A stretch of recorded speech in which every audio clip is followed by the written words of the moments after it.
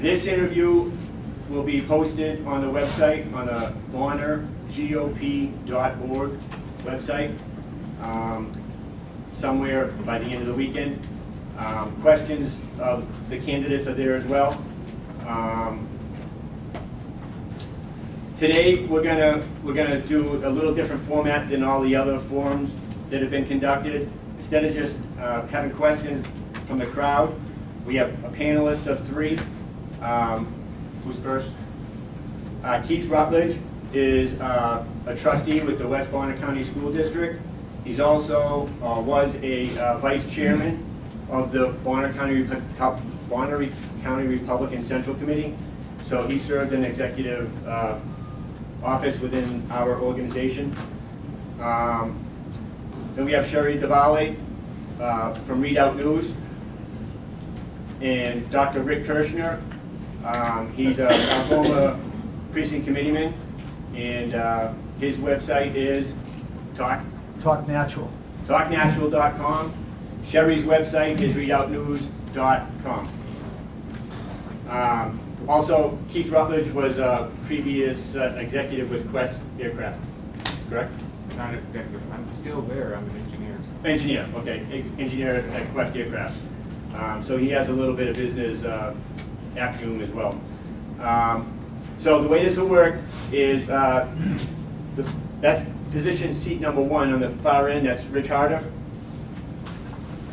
Lou Beaumont, Brian Riley, number 3, Ron Korn, and Dave Bowman. So the first question will start with Rich, and it'll work its way down. And then after Dave answers, and everybody has answered that question, Dave gets to rebut any one of the previous answers for 30 seconds. So they get a minute to answer each, and then going back the other way, they have 30 seconds to rebut another candidate's answer. It could be 2 or 3 candidates that person could name to, how do we say, differentiate himself from those other answers. So that's kind of the way it's going to work. Each question, the lantern will move down, and that whoever has the lantern in front of them is the first person to answer, and they'll be the last person to rebut. It'll be a little confusing to stop, but it'll pick up pretty quick. And I'll be the timer, and the candidates have their instructions on the time clock, and if there's anything that comes up,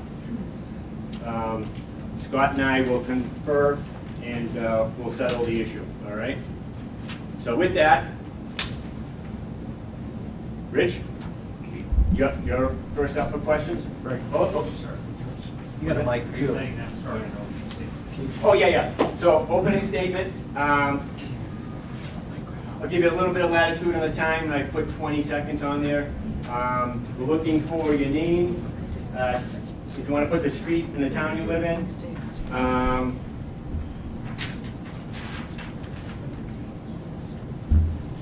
Your most recent vocation. And your last volunteer service agency, if any. Okay? So with that, Rich, should you start? Are we using a microphone or just speaking? Oh, yeah. I'm good either way.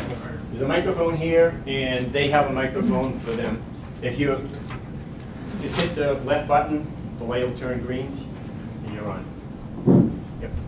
All right, 20 seconds. Hi, I'm Rich Harder. I live in Clark Fork, Idaho. I've lived in the Bonner County for 10 years. I am a business owner and an entrepreneur of 2 businesses. I own a small hobby farm out in Clark Fork. I currently volunteer in the Clark Fork Fire Department, and I am a precinct committeeman for the last 6 years. Good afternoon. Thanks for showing up to figure out which one of us you like and which one of us that you might tolerate. I'm Luke Comet. I've been in Bonner County since 1979, minus college and the military.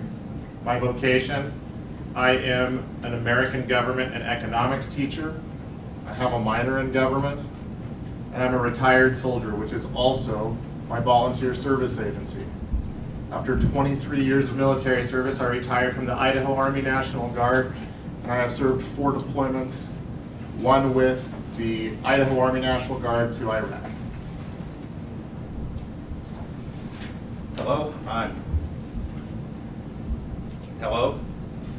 Still not? Hi there. Is it working? It's working. Hi, I'm Brian Riley.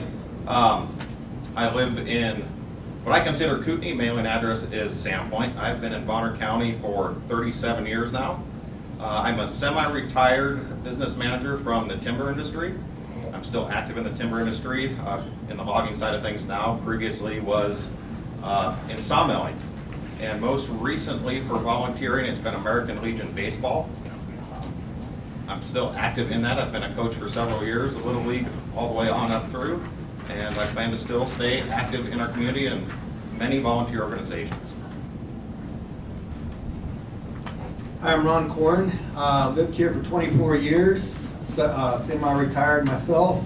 23 years of community service, unpaid, search and rescue, Saving Independence Day, creating a couple nonprofit organizations for the Patriots in our area, and would like to just ask your vote on May 17th.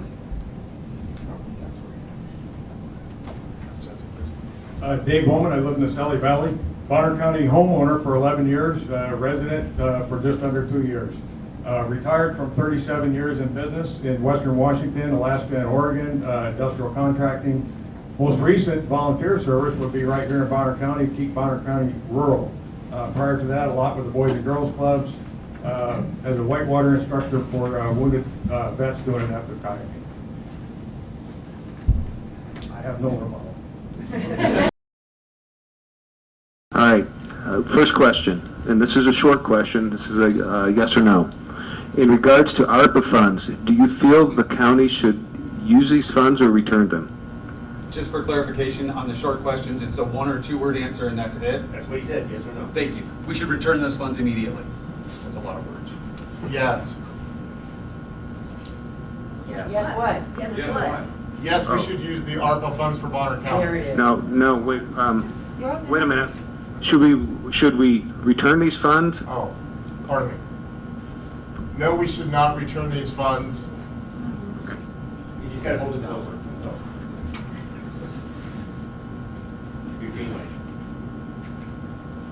No, we should not return these funds. Send it back. Return the funds.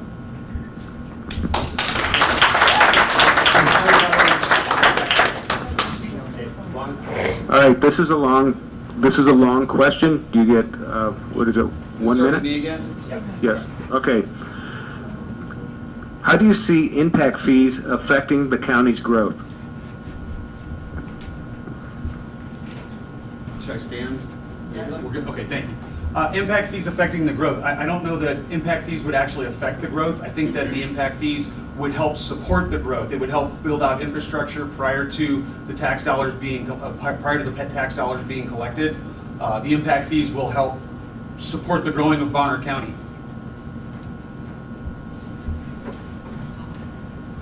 Any fee is a tax on citizens, and we need to be careful with what we do.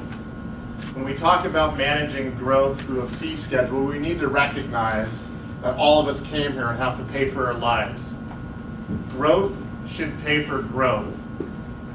But when we also talk about that, we need to recognize that locals also want to live here and be here. There is a process for impact fees. We should have that studied according to the law, and then we should choose as a citizenry whether we want them or not. I will try this once more. Yes, I think we should have impact fees, but I think those need to be carefully reviewed and assessed on those certain developments that are going to impact the community. There are some instances where if somebody wants to build a small shed, no, that shouldn't be an impact fee. But if you're building residences where you're truly going to have an impact on the services that the county provides, yes, I think there should be some funds that are put into use there to help those areas of concern that the county has to provide.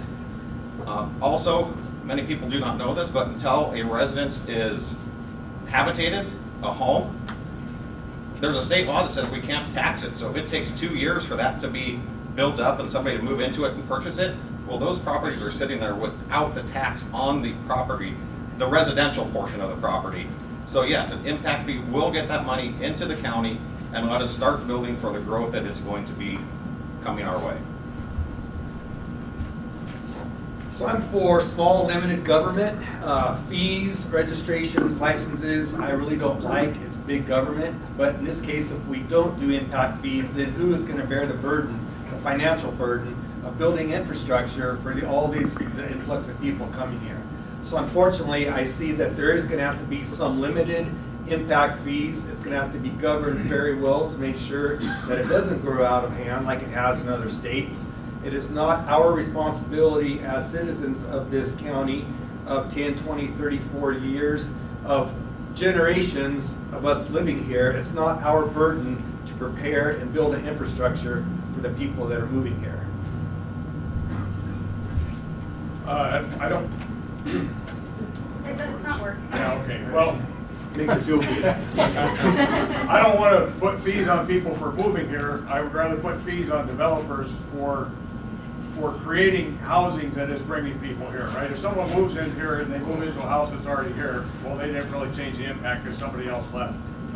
One thing that planning here locally is not looking at in terms, well, is cumulative impact, right? So somebody puts in a subdevelopment and the planning department says, well, that's not that much of an impact, but one after another, they don't look at that. And existing taxpayers are paying for existing services and infrastructure. They shouldn't be the one, they're already paying for that. Don't make them pay for additional that's caused by new development.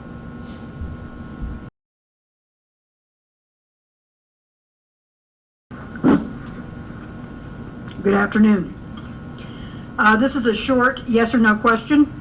Have you ever been convicted of a felony? Who's first? Good guy. Okay. No, I have not. No, I have not. No. No. No. Okay, this is a longer question. What sets you apart from the other candidates?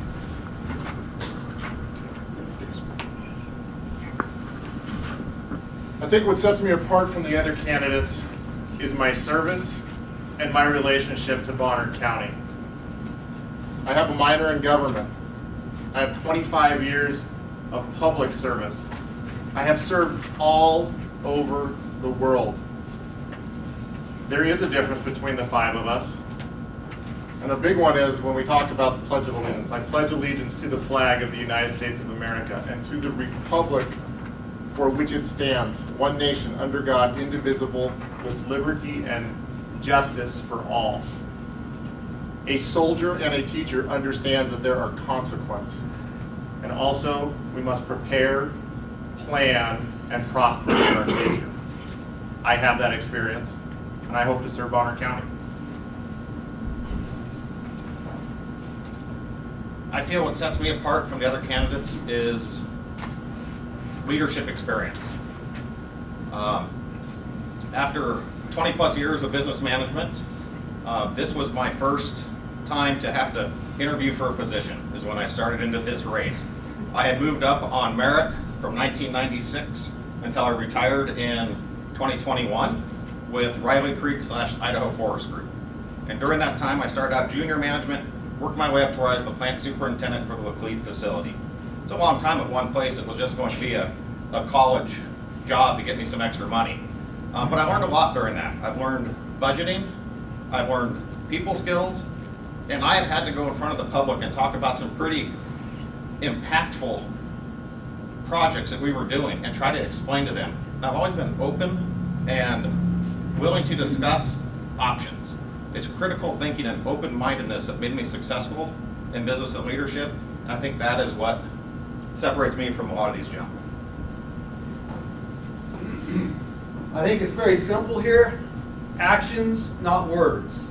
23 years of unpaid volunteer service. Not a job, but unpaid.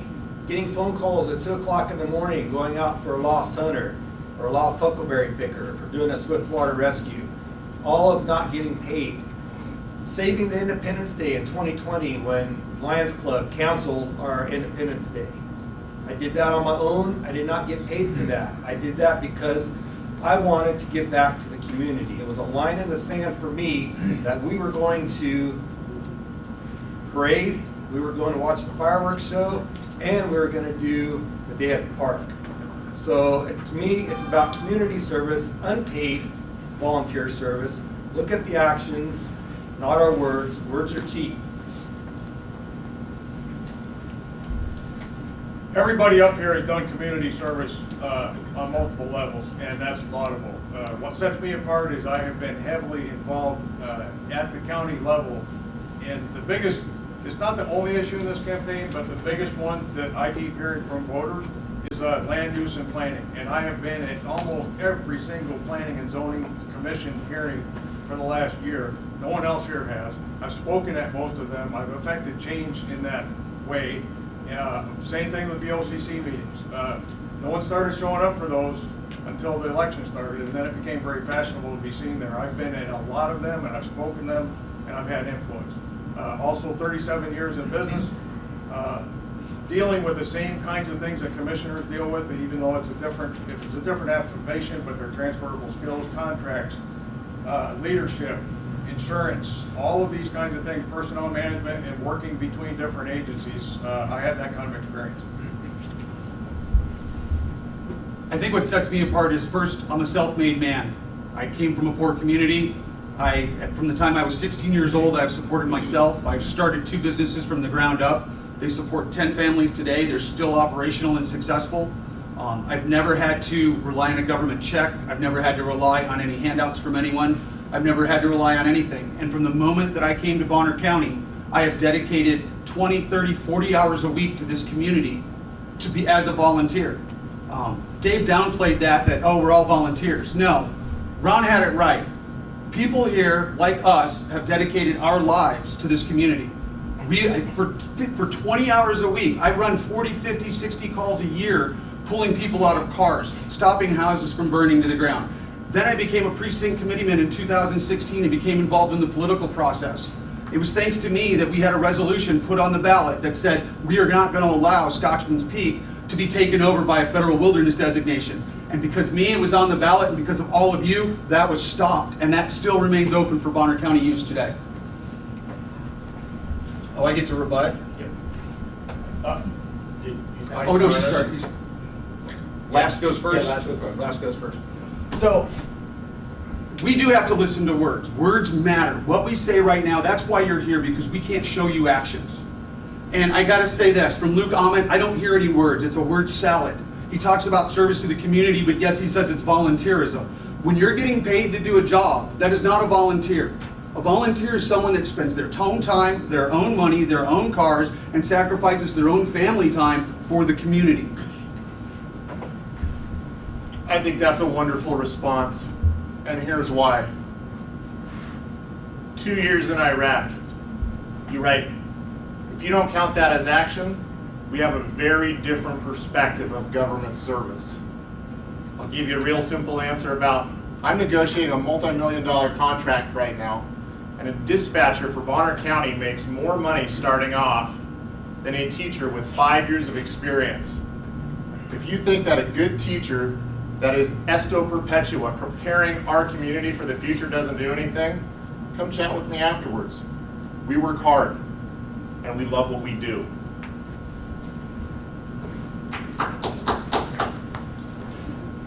So volunteering, search and rescue has come up a lot. I myself was a volunteer search and rescue member from 1992 till 1996. Fireworks, community service, it's a big county. We have another town just to the west of us, Priest River. A few years ago, they were looking for people to help with donations for fireworks. I stepped up and helped them with that. Timber Days, Winterfest, helped coordinate, helped bring in some funds to their community. They're a lot smaller than Sandpoint. In Sandpoint, we've had Timberfest here, North Idaho College advisory panels, student registered apprenticeship program through Sandpoint High School. I've helped with all of those programs, and most recently was asked to sit on the board to help select the new president for North Idaho College. Both sides of their trustees, I was unanimous, but I did have to decline because I was already committed to this. So again, 23 years of unpaid voluntary service, and why is that? Because I care. I care about all of you guys out there, and I care about everyone in our community and our county. That's why I did it. My lifestyle suffers, My family suffers because I give so much of my time, thousands, tens of thousands of hours I have given to this community, all right? That's not the only thing that sets me apart, but I also come with the business background, also being self-employed. I'm sick and tired of watching our government being run like a socialized organization. It needs to be run like the private sector. Private sectors have always been more efficient than government. We need to get back to small, limited, responsible government. Let's just be clear.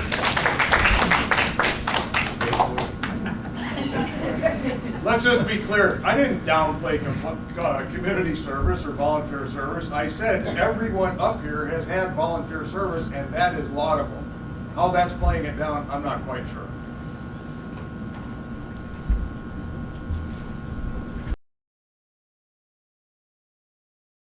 First of all, I want to thank everybody for coming out today. This is how our government's supposed to work.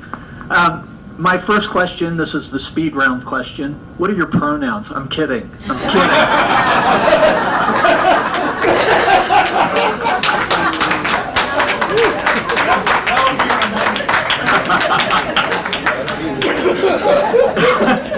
All right. True or false? A commissioner shouldn't have to read or understand county documents such as the comprehensive plan or federal stipulations for receiving subsidies. They can feel free to leave all of that to hired attorneys. False. False. False. False. False. Movie butts. No rebuttal, all right. By the way, these are questions that were sent in to us, just so you know. So many voters have moved here to escape from leftist politics and government overreach in blue states and cities.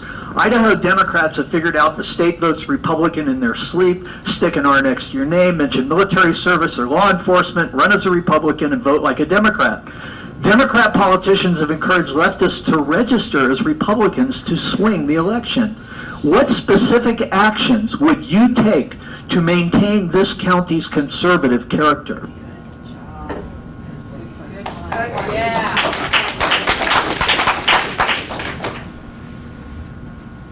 That's a long question, so sorry. I have been a Republican now since I began voting in 1992. Proud to be there. To maintain conservative character in Bonner County, we need to specifically work with all the community members to understand how we're allowing a lot of these rhinos, I guess is the right phrase, to come over into the Republican Party. It's difficult to do that, but we need to look at the special interest groups. By law, there isn't much we can do, but we need to expose it. And I believe in something like this, we're exposing that because we have a lot of good conservative small government values that we hold near and dear. And having been here for going on 4 decades now, I've grown accustomed to those. I'm used to those and I'm comfortable with them, and we need to save those values that we have in any way that we can by law as a commissioner. So that is kind of a tough question, what we can do. A few things that we can do is get our conservative friends involved.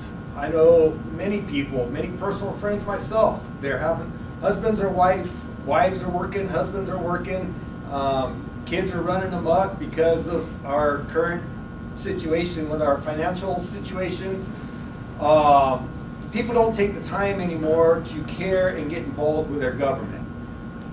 You guys sitting out here right now, we've got 15,000 registered Republicans, I believe it is, in Bonner County.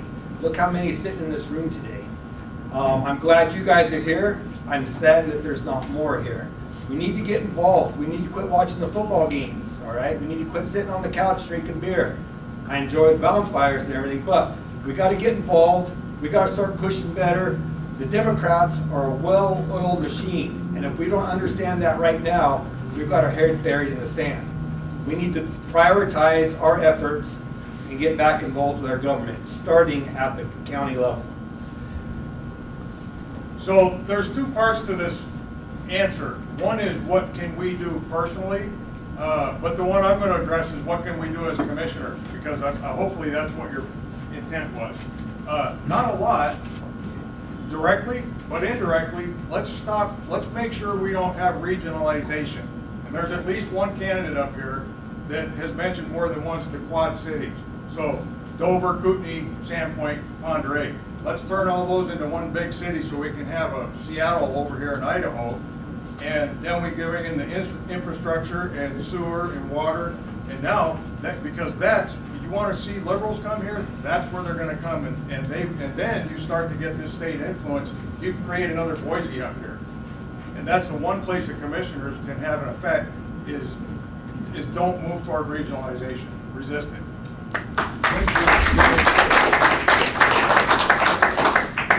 So I can tell you what I've done. I started out by joining the Bonner County Central Republican Committee in 2016 and becoming active as I possibly could.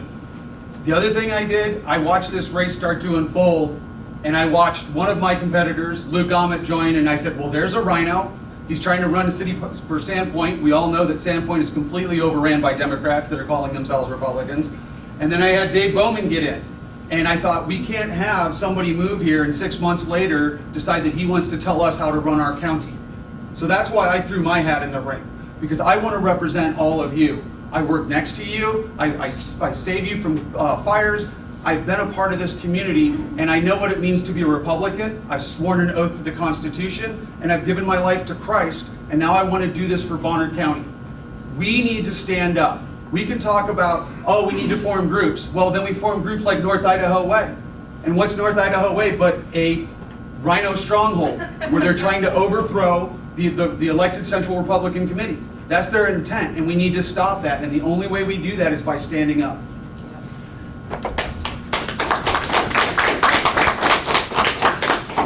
So many opportunities. Facts and truth matter. And here's what I'm going to start with. This Republican enjoys the protections of freedom of speech, and I'm not going to be encumbered by some of the myths that people have. So if you would like to tear out the sewer and water and take away clean drinking water for people from the Quad Cities, be my guest. History and facts matter. Now, what can we do as a commissioner? We can't, because Republicans obey the law, and that is not the responsibility of a commissioner. What we can do as Americans is we can be moral, and we can be virtuous, and we can vote, and we can support liberty principles.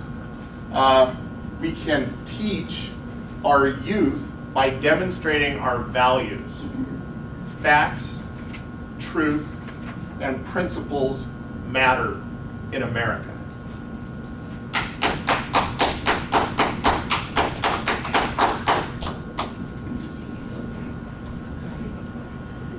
No, you want me to? As a long-term Idahoan, it is lovely that so many people have chosen to come to Idaho and tell those of us who have been a conservative Idahoan how much we don't know about Idaho, liberty, and I say welcome, because I have this crazy idea of freedom in the United States. What have I been willing to do for it? Actions. Putting my life on the line and knowing that there are other Idahoans and Americans that are doing so does not make anyone a rhino. It makes them American. In America, you are allowed to have a difference of opinion, and if you aren't, someone has a very different idea of what it means to be a Republican. Is it my rebuttal now? Thank you. So, more word salad from Luke without actually saying anything. Dave Bowman talked about regionalization, and he talked that he was in opposition with it. And from that point, I am 100% on board with Dave Bowman. We do not need regionalization. We do not need an overarching government to come in here and tell us how we need to live.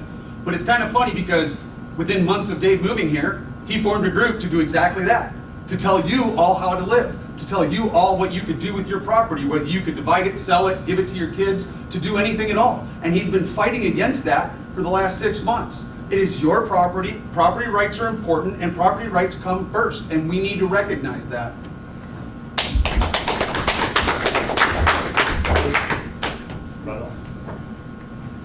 I challenge anybody to find any record anywhere where I've attempted to take away or deny anyone's property rights.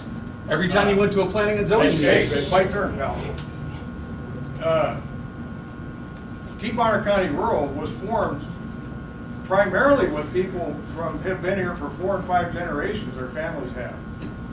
And they are the ones that came to us. We didn't just roll into town and decide to start, and it's odd that, you know, I supposedly want people to change, which is why I formed a group called Keep Bonner County Rural, but I want it to change. I mean, come on.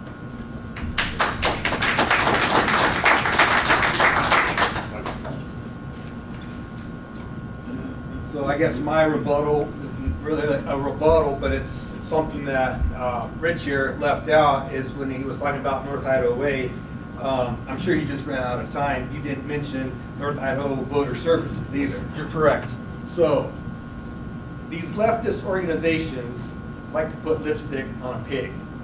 I still see a pig, all right? I don't know about you guys. So we have to be very wary about what's going on in our community with all these leftist organizations out there trying to make themselves look good. I'm kind of disappointed I don't see any Love Lives Here signs on these tables either. I don't know if there's anybody here. Love does live here, but not behind those signs. There you go.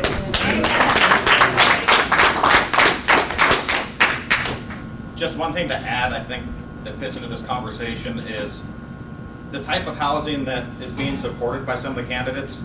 I've heard that one way to go is to continue to build Sandpoint, Ponderay with apartments and low-income apartments. I don't know if there's any of us in here that think that the right way to go is more apartments for low income to bring in more people to the central part of our county where our courthouse is. We need to look at what else we can do besides just keep building apartments.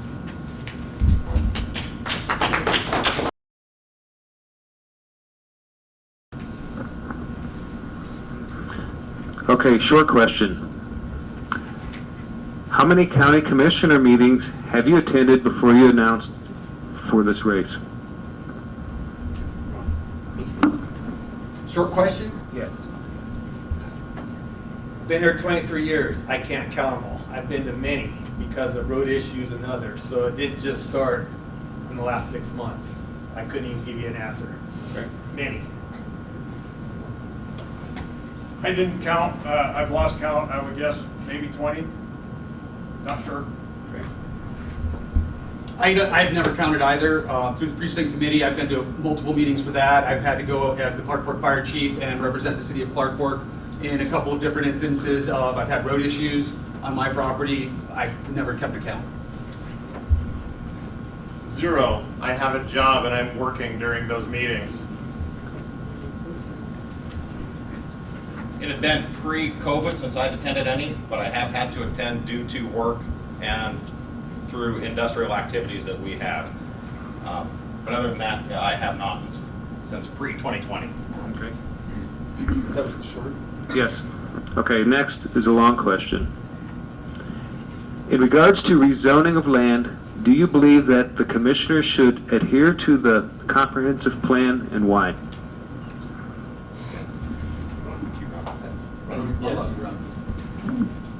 Of course they have to adhere to the comprehensive plan. That is the law, if you will, for county policies.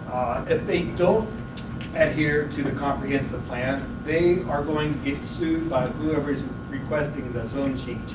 We all have to understand how things work in government, all right? We do have to follow the law. If we don't like the law, then it's up to the people to change the law. It's pretty simple. KISS principle, keep it simple, stupid. I would like to see the lawyers quit writing all of these policies so you and I can understand them.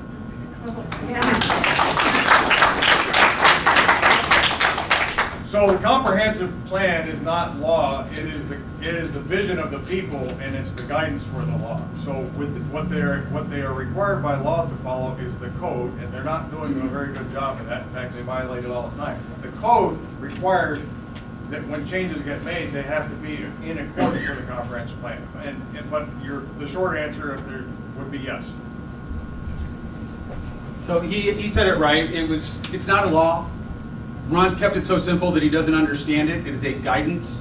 It is just a general idea for the way we want to grow the county. And yes, the county commissioners need to look at the comprehensive plan when making decisions, but nowhere in the comprehensive plan does it say do this or do that. It says we would like to or we are trying to. But it's not law. Thank you.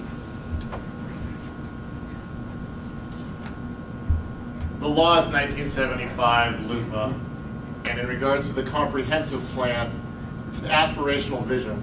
Ours is almost 20 years old. Our current Board of Commissioners has amended it 33 times in the last 2 years. So what they've done is they've created a comprehensive amendment. This is not the way to manage in a republic or in Idaho. They should comply with the comprehensive plan and the ordinances and regulations. The comprehensive plan is there to be followed by the commissioners. Oftentimes, there's a lot of gray area in the comprehensive plan. So as it was said up here, attorneys get involved. Attorneys will probably get involved either way that the commissioners are going to rule as a zone change comes in. And it's erring on the side of which way is the least impactful to the county. We keep hearing that there are frivolous lawsuits going on out there. I don't believe there is such a thing, because anybody that feels they've been wronged has a right to legal services. And right now, with the way that our comp plan has been written and the age of it, it needs updated. It is long past time to be updated. So I can continue to see us having litigation over the comp plan and zone change requests until it has been updated with what the county and its residences want to see now. Because there's a big difference between what you want to see here in Sandpoint versus what they want to see up on McAfee Falls Road up by Priest Lake. There's a huge difference in different areas of our county, and we need to address all of those, and we need to do it fairly, realistically, and updated. I think it starts with you. You went last, you go first. I had no rebuttal to. Okay. So I don't have a rebuttal, but the point with the lawyers is this. If, as a county commissioner, I tell a lawyer, hey, go look into this, and I want an approval out of it, an attorney's going to give me an approval, and he's going to give me a legal argument for why to approve it. If I tell that attorney, go into the comprehensive plan, go into the code, and find a reason to deny it, then that argument is going to give me that attorney is going to give me an argument for why it should be denied. Attorneys don't give you a general guideline or a general idea. They give you the argument you want, because that's what they do, is look for arguments and ways to wrangle around in all of the language to figure out what they want you to say. So if we put the right people on the Planning and Zoning Commission, they will provide the right recommendation that's best for Bonner County, and then we tell the attorney to give us a recommendation or a reading about that law or that code to make it the best that we can for Bonner County.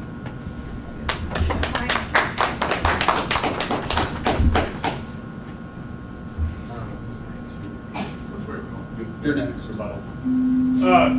Not really a rebuttal, but the 33 code amendments, or sorry, comprehensive plan amendments, those amendments that happened in the comprehensive plan aren't because there was a flaw in it. They were to help people who want to increase their density from, say, 20-acre minimums down to 5s, could only do it with a comprehensive plan change. So it's people coming in and wanting to increase their density and getting it rubber stamped by our current county commissioner. That's your comprehensive plan amendment.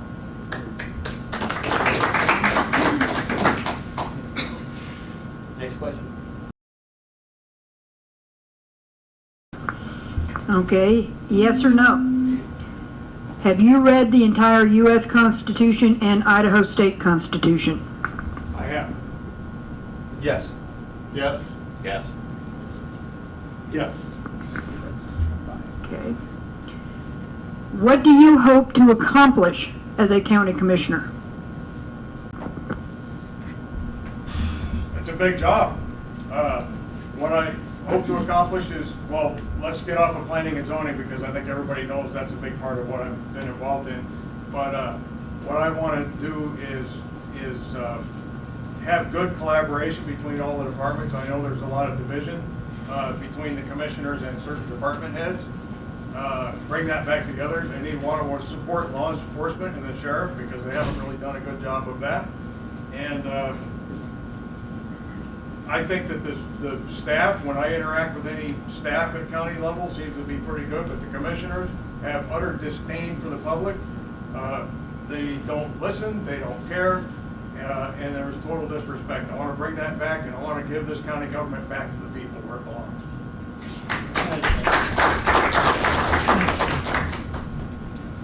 My main mission, and I've said it from the very beginning, is to bring your voice back to the Bonner County government, to the commissioner's office, to actually listen to you.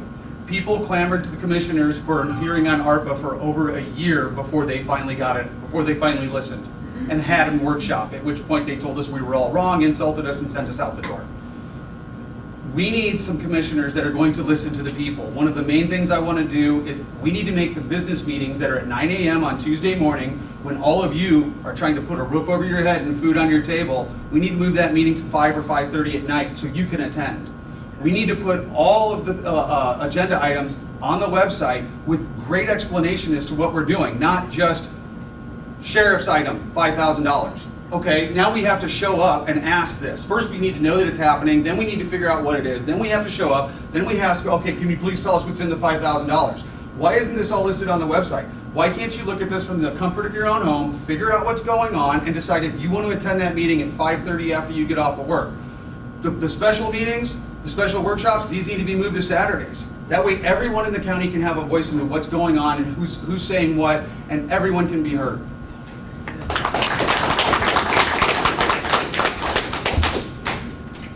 County commissioners have very specific responsibilities under the law. You have administrative, you have the judicial, and you have the legislative. Infrastructure is a big deal. We have 670 miles of roads and bridges. We have grown 5% in 2020 to 2021. We don't yet have the numbers for 2022, but if it continues, you have more people, which is more use on our infrastructure. We need to maintain our infrastructure. Our roads and bridges need to be safe. We need to maintain public safety. We need to prepare for the future. There are 9 incorporated areas within Bonner County, and we need to work together because all of us, I live in Sandpoint, that's part of Bonner County. And we're all in this together whether we like it or not.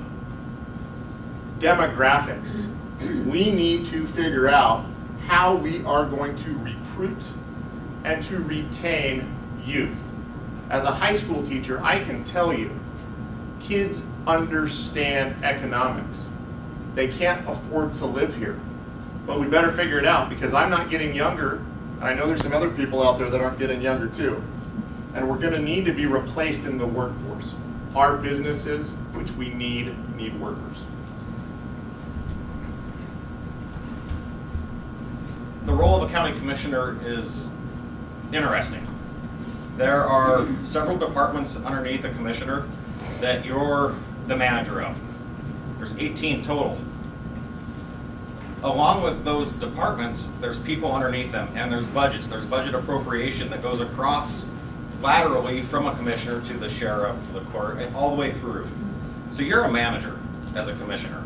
About 95% of what I see a commissioner does as I look at truly what the job is a manager. 5%, of course, is the political side of things where you make ordinances, not laws.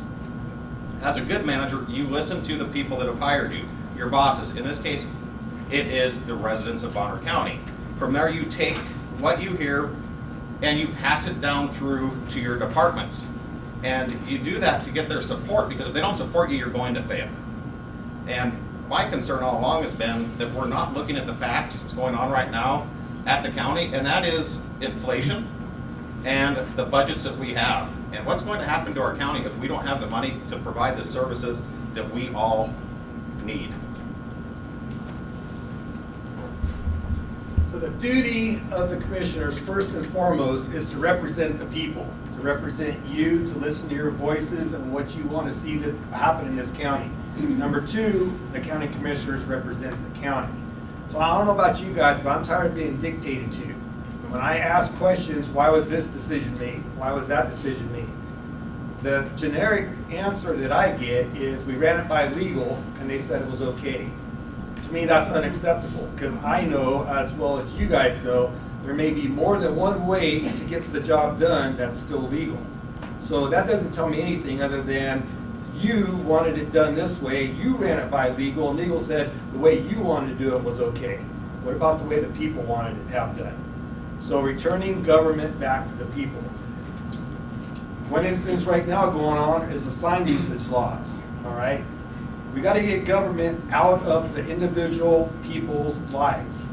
When one neighbor wants to contract with another neighbor, government does not need to be involved between those two. Give it back to the people.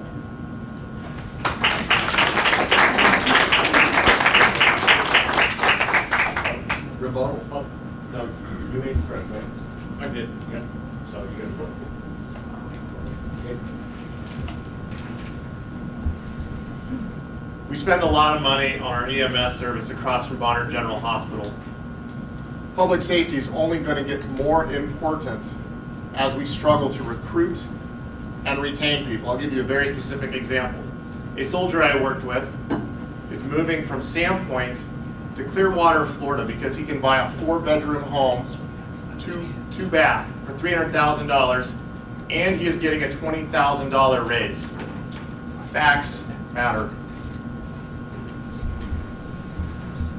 Okay, thanks.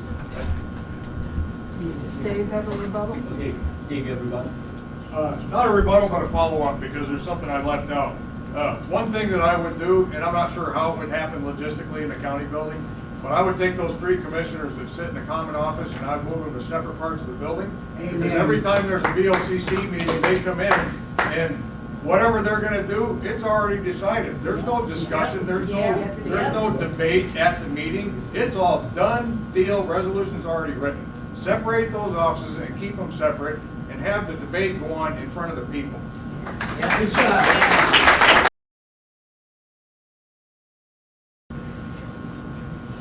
All right, this is speed round. What county department budget deserves a shave and a haircut?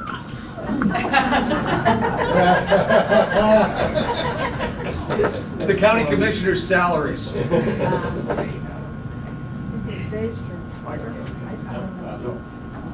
You're next. Say weed and management if you want to know that I'd be willing to look at. I know I'm coming right after he is, but yes, weed and services. The commissioner's office. Commissioners and planning. All right. So, this was already mentioned. I'm going to go ahead and say it. The Tuesday regular meetings of the county commissioners is when commissioners are supposedly doing all their business. It seems the only discussion at board meetings is when citizens discuss their concerns. Votes on the county commission are almost always 3-0 votes. What are 3 specific actions you would take as a commissioner to increase the transparency of the county's business? First would be, I've kind of listed some of these off already, I'll just go over them again. Everything needs to be put on the website, not put in classified ads and not just posted on the pillar. It needs to be posted on the website so everyone can see it. The second thing I would do is make sure that I'm repeating myself, I apologize, but put all the same information on the website so that way you know what all the line items on the agendas are. You know specifically what's going to be discussed. The other thing I would do is probably the easiest of all, and it's something our current county commissioners don't do, and that would be to show all of you respect when you come in with your questions. To take what you say and listen to it, to give it due consideration, and if you have a big enough question, such as ARPA is an easy one, the skating rink is another one. I wouldn't negotiate all contracts in secret. I would make sure that anytime that the county entered into any kind of contract, any kind of negotiations, that the public would be immediately notified. And if you came up with a big enough argument that you did not want the county to do something, I would immediately give you a workshop. I wouldn't push you off for a year and ignore you and then make a decision and then say, oh, well, okay, I'll back my decision off, but now I'll listen to you. I'm going to listen to the people from the beginning, and I'm going to keep you as informed as possible.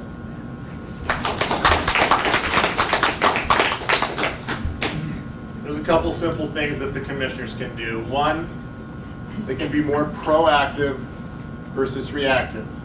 When a Bonner County resident has a challenge with something that is on their agenda, they can meet with them beforehand. Number two, we could hold more workshops prior to hearings. And the way that the meetings are conducted are very adversarial. Temperament matters. How rational you are matters.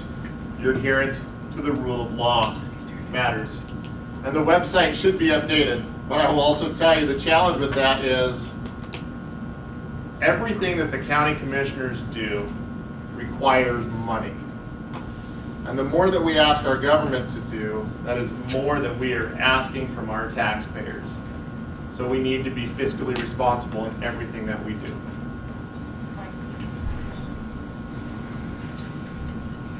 It starts with improved communication. It's something I did for years. As most people know, the timber industry has not always been looked at with glowing support from everyone. So to make it better, good communication, always open the door to listen to other ideas and opportunities, and also to have discussions and explain why you do certain things.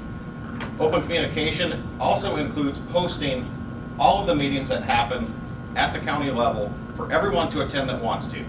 I don't know about anyone else, but has anybody else gone to any of the department meetings, the specific department meetings? They're open to the public. You can look at a calendar that's posted only at the office that I've seen. Let's get that online. Let's get it on the website so that we know. So if there's a concern with road and bridge, you can go in there at 2:30 once a month on a Wednesday and listen to what's being talked about, what's being said, and give some input. I've done it. I've done it several times. The other thing that a commissioner needs to go do to get more involvement from the community is be active and out in the community in the evenings. That is when people aren't working. Let's go out, let's talk to people one-on-one and take it back and drive action.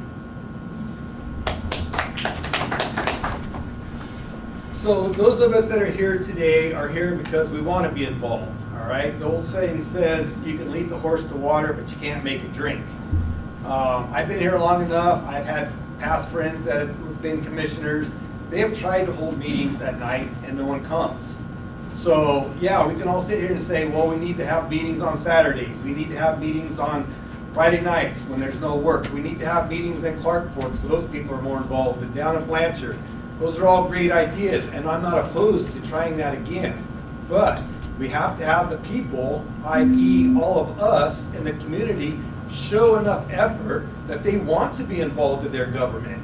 Otherwise, what is the point?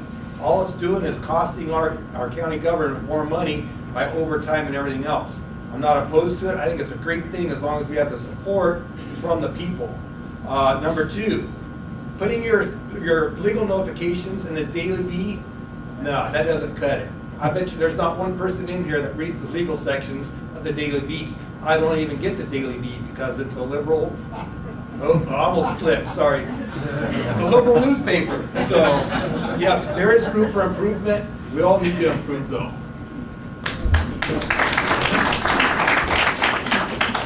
So one of the things I already said was separate their offices, so that forces open debate at meetings where the public can observe. I'm all for, I've been saying for way before these debates got going that we need to have these meetings in the evening when people can attend. And I think there should be town hall meetings out in the various parts of the county. You know, I see people coming all the way up here from Blanchard, from Clark Fork to come up to Seattle, and it's a bit of a slog. And I know that especially in Clark Fork, they feel like they're an outpost out there that nobody pays attention. So I would go to those communities occasionally. They don't have to be scheduled, and advertise them on the website so that people know they're coming, and go out there and see what they think. One other thing, don't necessarily limit people to 3 minutes when they have a public hearing, and let them respond, and let there be some rebuttal, because they get their 3 minutes, then the commissioners get to say their thing, and then that's it. You don't get to speak as a person anymore, and that's hooey, frankly. Yeah.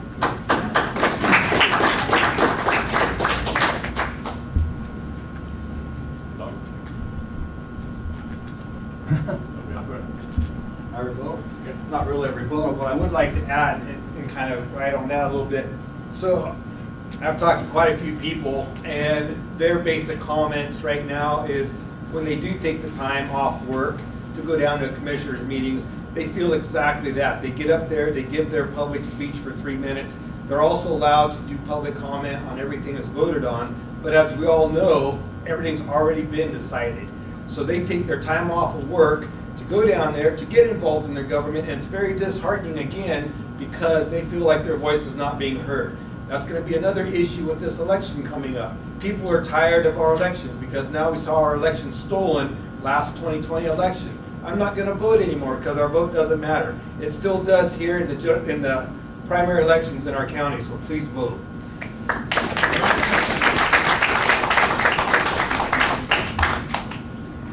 Just one thing to add that I would like to see too, if I'm elected, is if anybody has concerns with what I would be doing, please don't attack me on social media. Give me an opportunity.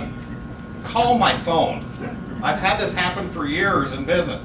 Call my phone and I will meet with you and I will talk to you and I will understand your concerns.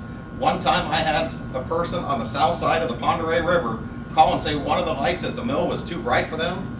4:30 the next morning, I was out there by their property looking to see what light it was so I could go fix it. But they called and asked me to do something. That worked so well.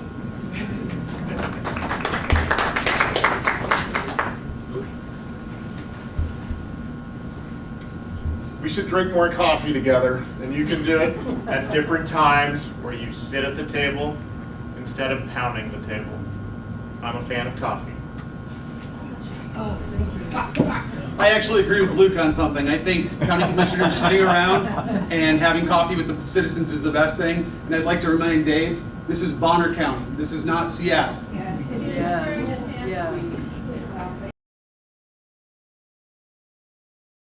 About planning and zoning. I haven't attended any, but I sit on Sandpoint's planning and zoning because I believe that sitting at the table and working towards solutions is the Republican path forward. The only time I have gone to any was pre-2020 again, back when I was requesting changes for the business that I work for. There was a couple. Probably a couple that I missed in the last year. Over 10 years, probably a half a dozen total. Okay, thank you. Long question. Can you explain how the assessed value of property and its consequent property tax works? My first to you? Yep. All right. Thanks for giving me the hard question. All right. So you get two. You have your assessment, and then you have the tax. We all get an assessment. The county commissioners establish the budget, and that determines how much money the county is going to spend to accomplish the assigned constitutional duties. That is then assessed and distributed based upon the number of residents and the value. There is not a direct correlation between the budget and your assessment. There is a direct correlation between how much you pay, how many people there are, and how much it can raise. Unfortunately, for people that are opposed to growth, the more citizens there are, reduces taxes.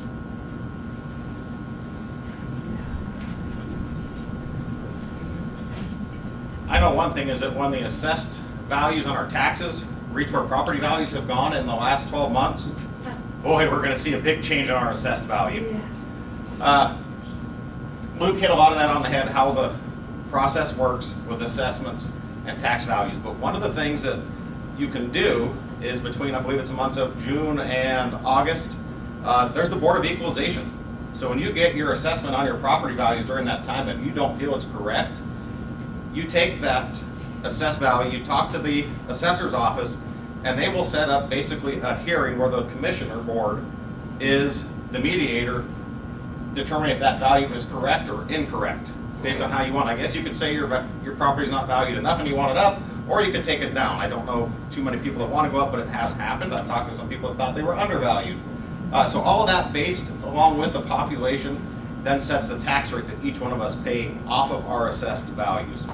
So you could be on the Board of Commissioners, have a tax rate stay the same, but assessed values go up and your taxes go up. It's a seesaw effect there. So our taxes are basically based on the county's budget. What past 4 years or so, we saw that the county budget stayed at basically zero level, and they didn't raise their taxes. And then all of a sudden, they did something kind of slimy, in my opinion, is they took all those back 3 years, 4 years of taxes that they're allowed to increase at a maximum of 3% per year. And they totaled all that up and they hit us all at once. And that's why a lot of people are upset right now, not necessarily because of your assessments, but because the county went back 3 or 4 years, added up that maximum 3% that they were allowed to have, and shot it to us at one time. So we got a 9-12% increase in our property taxes. The issues that we're gonna be facing up in these upcoming years, and the new board that's gonna take effect in January, is our inflation. People don't understand that how much the inflation is going to affect the county budget. They're already having to buy less chip sealing oil and everything right now, because their line item budget was $900,000 and change to buy the chip sealing oil that was put in last year. That has now gone up 250%. So now this year, the county roads are only gonna get chip sealed 2/3 of what they had planned. So assessed value on your home doesn't relate to how much tax you pay, other than it puts you relative to other taxpayers, right? So if everyone's home in the county goes up 10% in value, if everybody's does, well, you don't pay any more tax. It's still, you're paying the same share that you did before. But if your home goes up 10% and your neighbor's doesn't, well, then your tax is gonna go up relative to theirs. Total tax is determined by the total budget, and that's getting divvied up amongst all the property owners in the county. But your share is determined by the assessed value of your property compared or ratio to everyone else's. That's it. All right, I'm not gonna belabor that point. They've all covered it, and you can only say how you're gonna be taxed so many ways. What I do wanna talk about is partly what Ron was talking about, which is foregone tax. And the foregone tax is where the county commissioners bank the 3% allowed limit or the allowed raise until at such time in the future they decide they need it. What they've done is they've done it so that they've banked it so that way they can say to you, hey, I didn't raise your taxes, re-elect me. Well, after a certain point, they said, oh no, we need to raise this all. Road and Bridge has not had a budget increase in 10 years. I cannot believe that Road and Bridge is working on the exact same dollar amount today that they were 10 years ago. I can promise you I will never put money into foregone tax and I will never take any out. Now I'm gonna say something that's probably gonna shoot my campaign in the foot, but you all need to know the truth. I am gonna raise your taxes 3% every year. And with the amount of inflation that's happening right now, I'm gonna hope that I can keep up and keep county services where they need to be. I'm gonna hope that we can find a way to retain our employees, give them the type of jobs that they want to stay here, to keep the emergency services in place, to keep your roads plowed. The government's claiming that inflation right now is 8%. Your taxes go up 3%. That's a 5% deficit. And if you want to be clear, the odds are inflation is probably more like 14 or 15%. You people all are educated. You're here, you know what I'm talking about. I'm gonna raise your taxes 3% every year. And if that's a bad thing, if it's a bad for my campaign, it's the truth. And I think the truth is what everyone needs to always hear.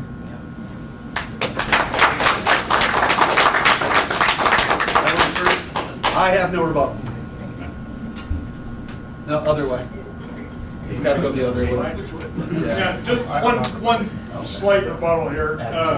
More citizens doesn't necessarily lower taxes. If all your spending is gonna stay the same and you bring in more citizens, okay, sure, that lowers your taxes. But when you bring in more people, that's more pressure on the roads, on your infrastructure, on law enforcement, you name it, right down the road. So it's not just let's have more people in and lower the taxes. It doesn't work that way. So I just want to mention real quick, we're quick to point fingers at where we think the blame lies. We can't always blame the county commissioners for our problems. We need to point our fingers higher up at our federal government. Our county commissioners aren't causing this inflation. Our federal government is causing our inflation. They're printing money out of thin air. I'm sure the question is going to come up about ARPA, but that's what's going on, guys, is the federal government's printing money, they're giving it to the state's giving it to the counties, and because the counties are spending and everybody else, there's our inflation. So you can't blame the county commissioners for the price of diesel and everything else going up. We're gonna have to raise taxes just to keep up.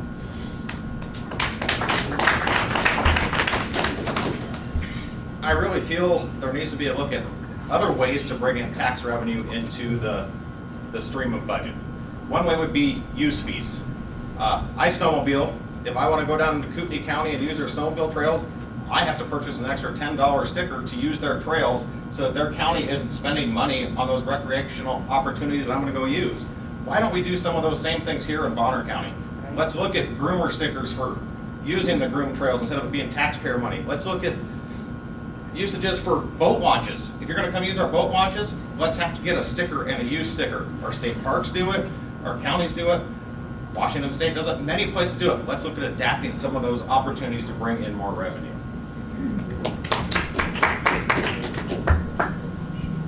County commissioners have this challenge. They have to deal with what the state legislature does. Oddly enough, there's a whole bunch of us who want to live in Bonner County, and I don't think that that's going to stop. If you look at Priest Lake, Blanchard, Lake Ponderay, Clark Fork, we've got some beautiful areas. As these people come, the state legislature has constricted the ability to have growth pay for growth. Bonner County is a long ways from Ada County, but we unfortunately sometimes get to deal with the consequences of the state legislature, and it has negative repercussions on our ability to manage our county well.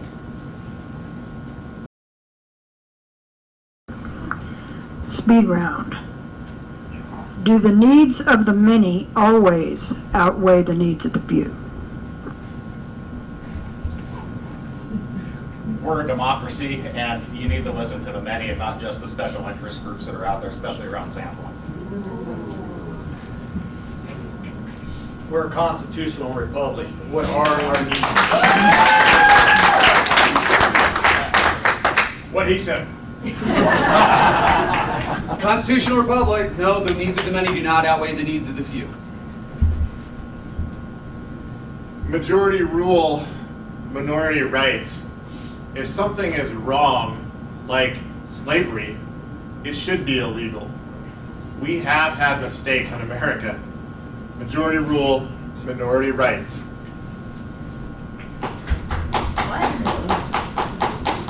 So the answer, if you want it in a no, it is no, the needs of the many do not always outweigh the needs of a few in a republic. The rule of law. Okay, long question. What one part of county government would receive more attention if you were elected?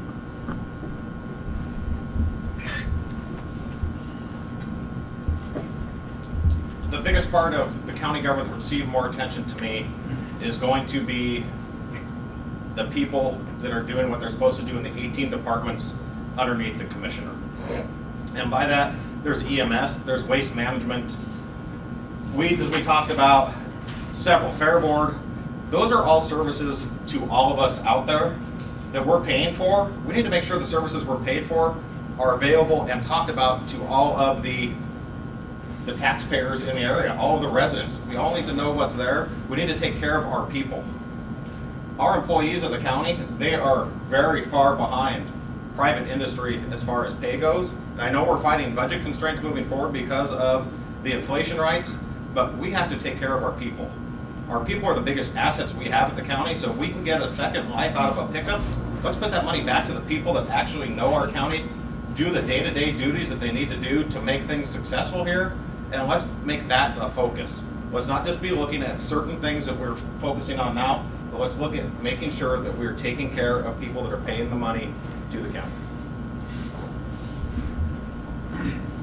Basic infrastructure needs to come first before all the other needs and wants. So road and bridge being one of them. Our roads could use a lot of improvement. We don't have the money. Maybe we're doing too much paving. We're not doing it correctly, and I see a newly paved road just a couple years later that's cracking and potholes and everything else, which is costing us more money in maintenance to go back and fix those issues. So what I'd like to see is prioritize roads and bridges, number one. Number two would probably be our waste management. We got a huge issue right here, being so close to Washington. Washington is so expensive to get rid of their trash They're actually coming over here into Idaho with their trash and getting rid of it, whether they're buying stickers or whatever it is on the black market. But roads and bridges, #1 priority. Well, it probably comes as no surprise that planning would be my primary focus, I think, coming in, because that's the one thing that, well, everything affects everybody, but planning touches every single part of our life. But beyond that, budget. We've got, the government's telling us now we have 7% inflation. It's really more like 14, 15, 16, who knows where it's gonna go. And we can raise property taxes 3% per year. So the analogy was made recently, it's like having a little boat with 17 gallons a minute coming in and a 3 gallon per minute bilge pump. That's gonna have to be addressed. And we can't just bring in more money because you can't legally. So there are gonna have to be cuts unless we can find other places to bring money. And there might be, you know, I hate to say it, there might be some federal money out there possibly that has palatable strings attached to it, but we don't really wanna go there, but whoever. All right, but that means that services are gonna get cut. It's going to happen. So whoever comes in, my point is that's gonna have to be dealt with. And you can't just eat around the edges of it. It's gonna be a thing. The question was what one department, is that the question? What one part of county government would receive more attention if you were elected? So the easy answer is Road and Bridge. Their budget has been flat, dollar-wise, for 10 years, which means they've been losing 3 to 5% of their purchasing power every year in their ability to take care of our infrastructure, take care of our obviously roads and bridges. You can't keep someone at a decreasing value, losing 5% of what they're able to purchase every year, and then complain about the job that they're doing on our roads. That's not acceptable. So in 10 years, they've lost 40, 50, 60% of their purchasing power. They can't keep their employees in place. Luckily, they got a little bit of a 3% raise last year. Inflation was 8%, so like a lot of you, they're still struggling to put food on their table. Road and bridge is something that has to be taken care of, and without good roads and bridges, we are not going to be able to drive our roads in the winter. And we have 4 bridges that are about to. I'm not going to go there. I talked to Planning and Road and Bridge. Please stop and talk to them. They'll tell you what's going on. Road and bridge, waste management, and personnel. When I was in the Army, we might have 34 trucks in my platoon, but if I only have the staff to be able to drive 20, it doesn't matter. I went and I met with Jason Topp, who's in charge of Road and Bridge, and this is the way he described his personnel. Interstate and the other companies like Peak really appreciate county government because they believe that they have the best training program to be able to swoop in and take their employees. Trucks don't drive themselves. Graders don't drive themselves. Snowplows don't drive themselves. And I like having my road plowed. I just don't like paying for it.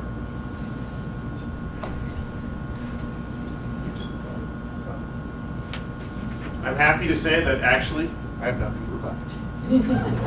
The only thing I want to say is that the problem with solid waste, I talked to Bob Howard about that, it has been fixed.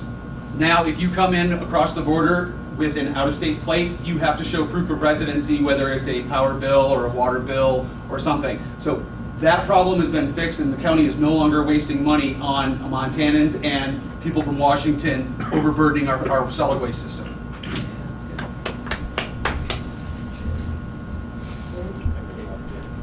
So I'm just gonna follow up on the reaction when I said there might be some federal money out there that got palatable strings. I'm not looking, we're not talking about ARPA here, and I'm not looking for federal money to get strings, but we have an issue that's gonna have to get addressed. And that idea came from someone in the county government already, somebody, I won't name him, but somebody I trust who deals with the budget a lot. And he's saying it may come to that point where you have to get out and look for money that's available federally. I mean, federal government caused the issue. They're making the inflation that we have. See what money can be had from them. And no, we don't want it with strings attached, but every federal dollar has something attached to it. Try to find something that we can live with and get the money if possible. I think we're done. Almost. It's confusing where this is all started. I just follow where I'm supposed to go.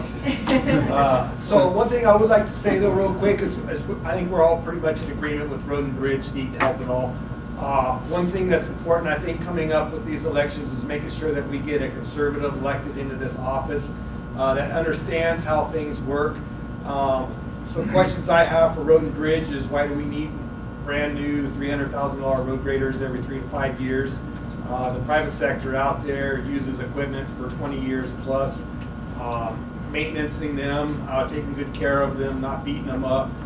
So can we maybe cut a little bit of money out of the budget, save our equipment, and actually get a few more years of life out of that equipment, and take that money that we would have spent on new equipment and maybe buying the rest of that chip sealing oil?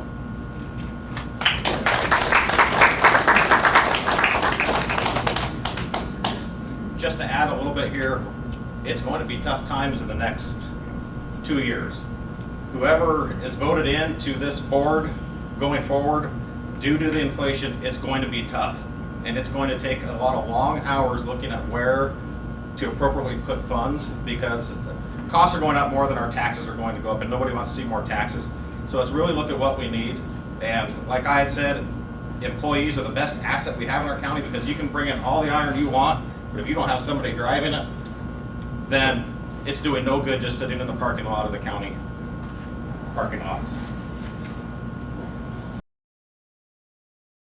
You all are doing a great job, by the way. Thanks. All right, so yes or no? Do you think it's acceptable county policy to give public real estate away to private interests, or to promise funding to enhance privately owned property with public funds in order to generate business that might increase county revenue? That's a yes or no. No. Certainly no. No. No? Absolutely not. Big no. All right. That literally was a speed round. So ARPA keeps coming up. Federal money does tend to create systems of dependency and turns red areas blue. ARPA expanded the national money supply by 10% in 2021. Inflation steals value from the money people do have, while targeting those who are most vulnerable to its effects in our community. And ARPA requires an exchange of civil liberties and privacy for the funds, plus compliance to mandates and yet to be determined future requirements. What are your thoughts about the ethics and legality of taking this federal money in our county?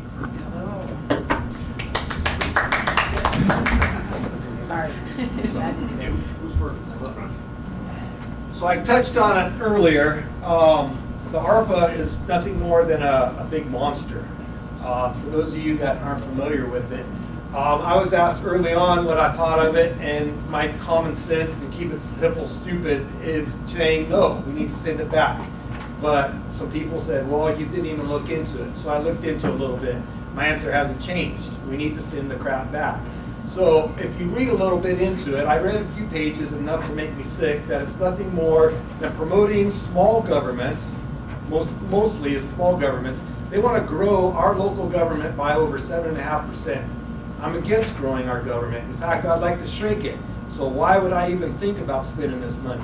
Number two, it goes into promoting, if you will, transgenders. It goes into promoting all the different, however many there are nowadays. I can't even keep track of them. I'm against that as a Christian and as a conservative. I don't believe that there are 37 or 64 genders. There's 2. All right? So this ARPA is nothing more than a big monster.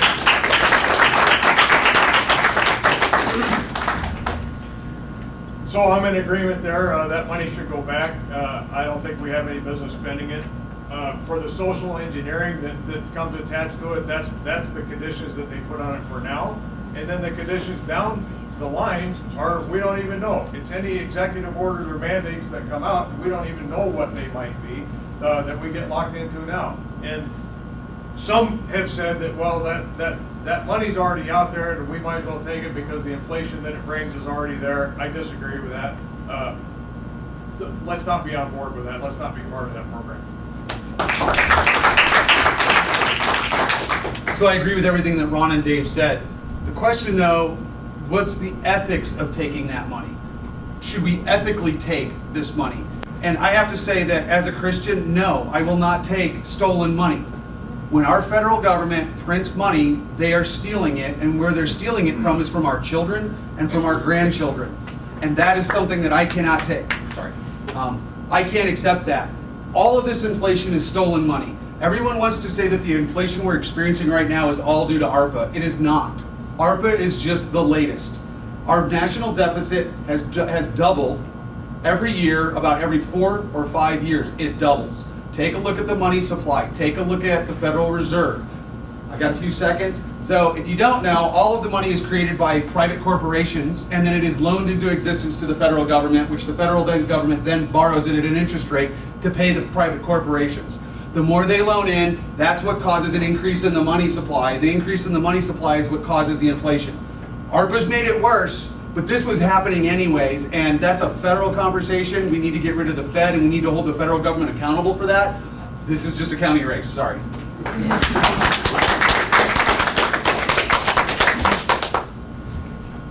Over the last 2 years, we've paid people $6 trillion not to work. We should not be confused as to why we are having labor struggles in the market.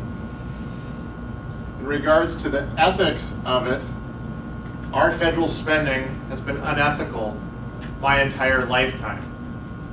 This is not new.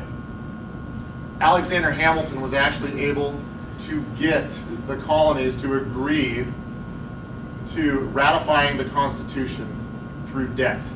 It wasn't right then, and it wasn't right now. Unfortunately, that is the world that we live in. I will also tell you, when our forests were burning, and you saw those planes that were going overhead, so for those of us that have respiratory issues to try to save Bonner County, that was paid for with federal dollars.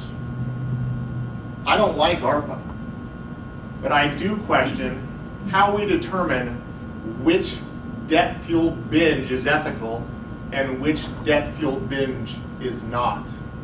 Is it the sheriff with the marshals? Is it the airport? Is it the U.S. Forest Service saving locals' homes? That's a tough question.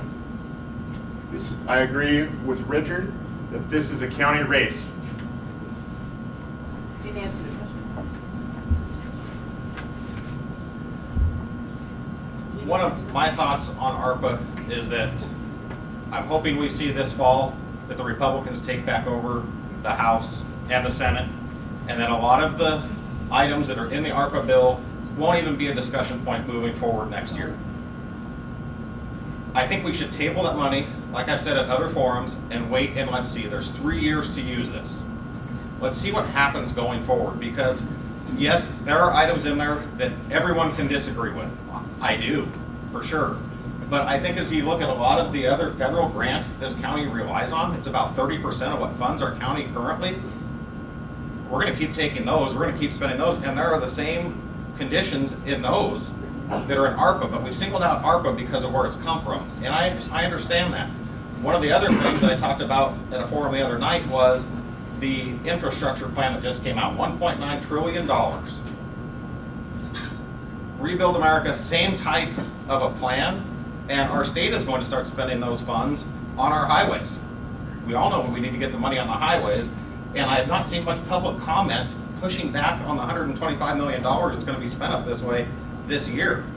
But let's take our time, let's look at these funds, let's review it, and then make a decision as we go forward, because honestly, I'd like for one of us to also have some input on those funds, because we're going to deal with it for the next 2 years.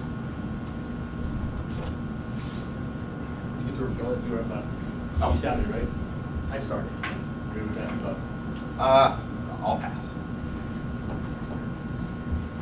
I have a question here. Does anyone think that if we get a Republican Congress and a Republican Senate this fall, anything's going to really change with our federal government? No. It's not. We all know that. It hasn't changed. When they've had control of it in the past, did it change? When Trump was in the first 2 years, it was all Republicans. Did anything really happen? No. They still printed more money and stole value out of our pocket and indebted our children and our grandchildren. Luke asked, which ethical debt binge do we want to choose? Well, you know what I can tell you is I do have a choice on ARPA. It's before me now, and I get a voice on whether I want to choose that ethical death binge or not. And I can tell you, I do not want to choose that. The other ones are foisted on me from on high. I don't have a choice whether the Fed prints $1 trillion every year. Nobody asked me. Well, people are asking me now, do I want to take this money? And the answer is no.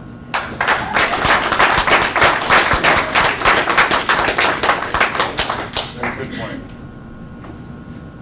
So for those of you that don't understand how ARPA is being sold to our county, it's being sold to our county to replace lost funds that the county has suffered from COVID. I want to ask all of you, who suffered from COVID? The county, or did we, the people, suffer? Okay? The government did not suffer from COVID. They get their taxes. We're paying our property taxes just as always, haven't we? They have not suffered. What has suffered is we, the people. We're losing our restaurants. We're losing our personnel constantly. But yet, who gets compensated for it? Our government. Are you freaking kidding me? This needs to stop. We need to stand it back. We need to make a statement as we, the people. We're tired of the crap, and we're not taking it anymore.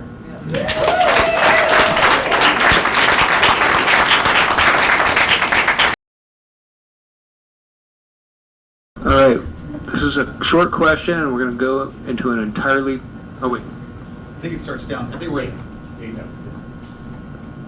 okay. Well, we can all hear you. Okay, so this is a short question, and we're going in an entirely different direction. If you were not a candidate in this race, who would you support?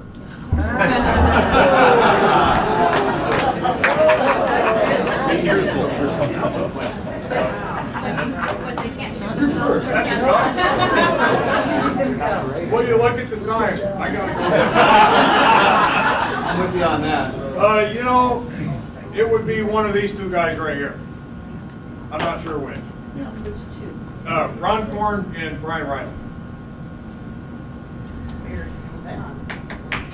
I only see one other actual Christian conservative in this race. The two of us definitely stand out, and that would have to be Ron Korn. I could support Brian Riley. I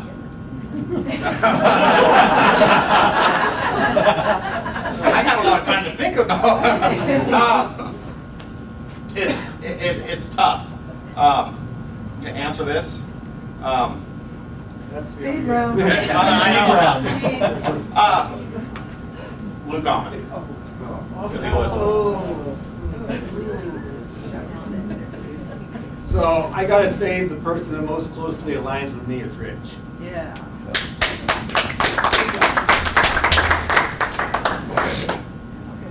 Wrong question. Sleeping here. All right, long question. What is your opinion of affordable housing? This is a two-part question, okay? What is your opinion of affordable housing? Depending how you answer that, how would you implement it? Well, by affordable housing, I presume you mean government controlled, government provided, which I'm totally against. Public-private partnerships, not so much. And what commissioners can do, but if you're talking about workforce housing, which is something that this area badly needs, there are things that can be done at the commissioner level. You can have transitional zones on the outside, so we can't do things in the cities, but we can work with the cities to put lower cost housing in there and get them to do that. Not to do it, but to provide incentives for builders to do it. There's things that can be done around the edges of the cities in transitional zones where you can have commercial and residential housing together.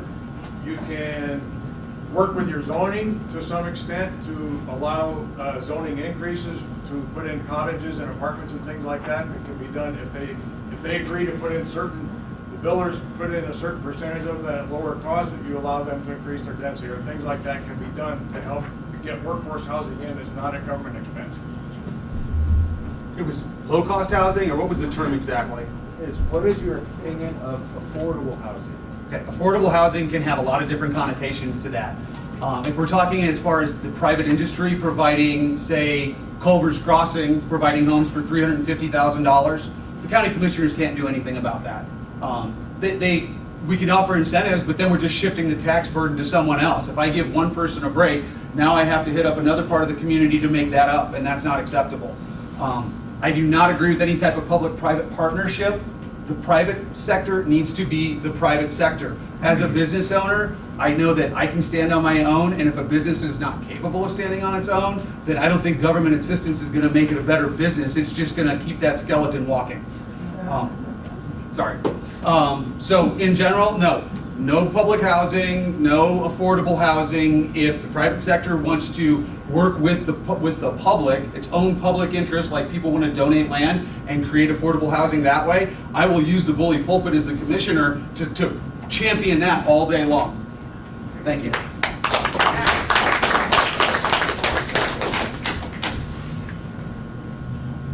Affordable housing is not the role of government. However, I'm going to read from Idaho statute, which is LUPA, land use. The purpose of this act shall be to promote the health, safety, and general welfare of the people of the state of Idaho as follows. Number one, to protect property rights while making accommodations for other necessary types of development such as low-cost housing and mobile home parks. This is the law as it's written. The job of government is not to provide housing. The job of government, and this is a responsibility of a county commissioner, is to help support and sustain an economic zone where people, individuals, can make the decisions necessary for housing to be expanded through the free market, supply and demand.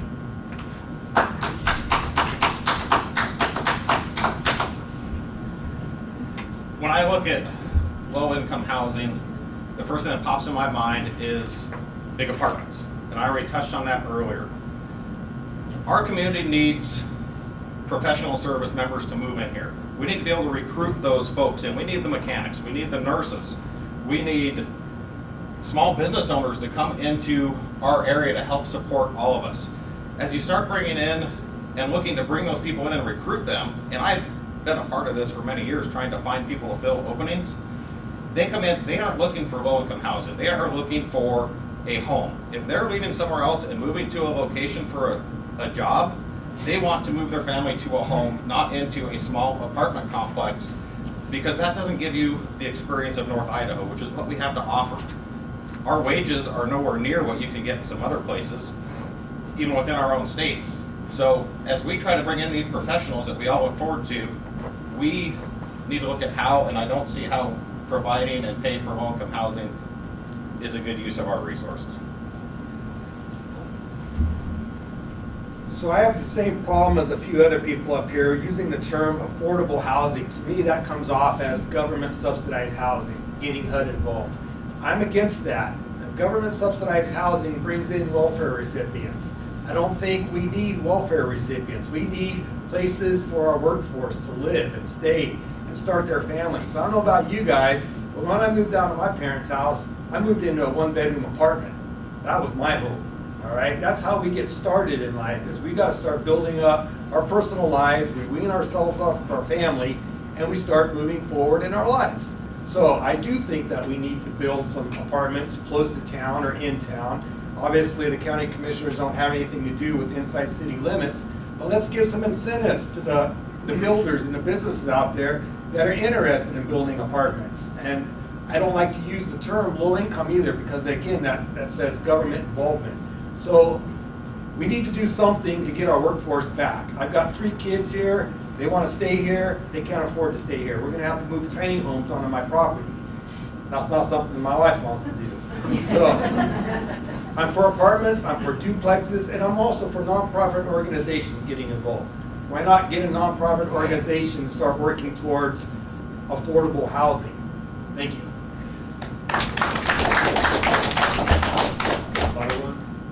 Rebuttal. Nope, thanks.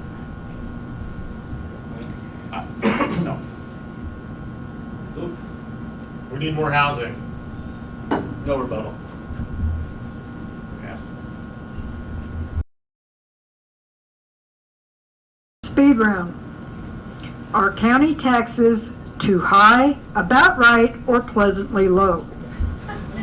Too high, about right, or pleasantly low. Due to the recent inflation, we need more tax dollars. So what's the answer? I don't know how to answer that. Which one of those qualifies? You tell me. Well, they're not right. I guess too low. Okay. They are what they are. That's my answer. I think they're about right. About right. I'd say about right, we're locked in anyway. Okay. Do you have a plan to increase jobs in the county? I can make that very simple. No, I do not have a plan to increase jobs in the county because it's not the government's job to create. It's not the government's job to create jobs. That's not what government does. That's what government is trying to take over. That's what the federal government pretends that it tries to do. That's what some of your state reps and the state people try to say that they're doing, but they're not creating jobs. The private sector creates the jobs. Industry creates the jobs. And I do have a plan that might create jobs. It wasn't my intent by doing that, but through the Good Neighbor Authority, we can take back over 200,000 acres of our national forest, and we can get local control of that, which would give us the ability to start creating more timber jobs, which is one of the biggest industries here in Bonner County. So I guess indirectly, yeah, I do have an idea to create jobs. Take back our lands, give the people of Idaho control over that, and get the feds out. Thank you.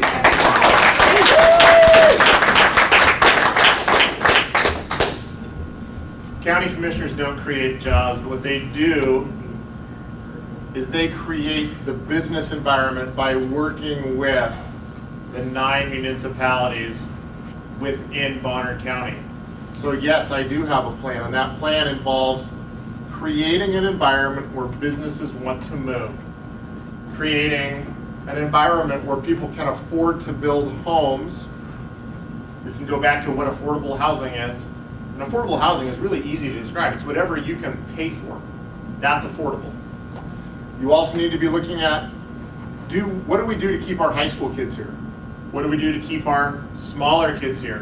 What do we do to keep the people like my parents who are senior citizens in their homes without being taxed out? And the way we do that is through fiscal responsibility, which is absolutely a role of a county commissioner, and by creating responsible government that is limited. So yes, I have a plan. I think the biggest issue we have right now is filling the vacancies that are already out there within the county, within our local businesses, all the way across the board. We don't have enough workers right now. So as businesses are looking for a place to relocate and open, they see right now that every business in Bonner County has signs out there looking for employees. Well, they're not going to invest when they can't get an employee base to pull from to fill their vacancies. There's too much competition. We've lost businesses from our community for that very reason. So we really need to go back and look at what we're providing and what the commissioner's office can do in those areas to help fill some of the vacancies. I mentioned it earlier, the employee is the biggest asset we have. And we really need to take a look at that. And we need to understand, for one, county wages. If we're going to build infrastructure that's correct, we need to have the people to do it. Well, a smart business is going to come in here and take a look at what infrastructure we have and say, I don't want to go there. And that's why we're seeing now that retirees are about 60% of our population. And the reason is they're not looking for those jobs. They have the money to move in and not be looking for employment. So the issue here is not creating jobs. I don't see a ton of people out there that are unemployed, that don't want to work. Our issue right now is finding people to work, not looking for jobs. So the issue here is actually fulfilling our jobs, which gets back to one of the previous questions on how are we going to attract the employees, not the employers, all right? We got to get back to the housing issue again. We got to lower their cost of living so they can afford to come here and work for $15 or $18 an hour. I mean, how fast have we seen Burger King, for instance, go up? They're now offering $18 an hour to start flipping burgers at Burger King, all right? And the sign doesn't come down. The sign stays up. They're looking for help. I can drive around town real quick in about 10 minutes and probably count 100 different signs and businesses saying they're needing help, all right? The issue isn't how do we bring jobs to Bonner County, but how do we fulfill them?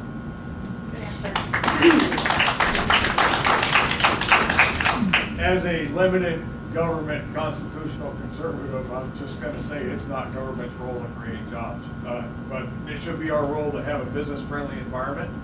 And then it comes down to the housing again. So workforce housing with the stuff that we already talked about, to give incentives for private industry to build homes that workforce middle income people can afford to live in. That's how you get the people here. And then they can do the jobs. Right now, they can't do the jobs because they can't afford to live here. No.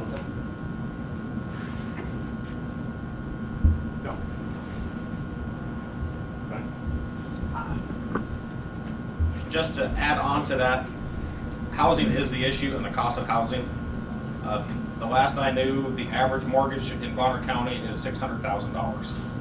That was the last I seen. I got a flyer in the mail, in fact, last week from a realtor saying that was the average selling price for a home. You cannot bring in employees to fill these jobs at $20 an hour and consider that affordable for them to move here. It's a supply and demand issue. Again, those skilled trades do not want to come here and move into a 1 or 2 bedroom apartment. They want to come here with their families. They want to have homes.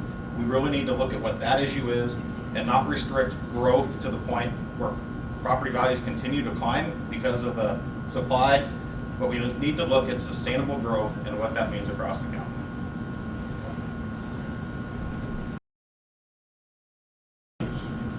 Speed round, speaking of business friendly. If elected, will you let your business ties bleed into the county? Example, let's say you get a donation for Redmond Insurance. Will you then advocate that they become the county's new insurance provider? Yeah. Yes or no? Will you? No. No. I couldn't imagine anyone saying yes. A sitting commissioner might, but my answer would be no. That would require that the city commissioner be honest. No. Thank you. I suppose that was for comparison purposes. All right, so this is the longer question, and it has to do with managing conflict. The great challenge in leadership is that you can't please all the people all the time. Sometimes necessary decisions are made that negatively impact the lives of individual citizens. I've seen political barbs and Facebook pages calling some of you hot-headed or defensive. How would you discuss with a constituent a necessary change that has a negative impact on them? Good question. It starts with listening. And then it starts with complying with the law. A county commissioner only has the authority that is provided by law. A county commissioner and any elected official in Idaho has the duty to comply with the law. This is not Burger King. You don't get it your way all the time with government. When we're looking at government, it is about, and county government, it is about the county.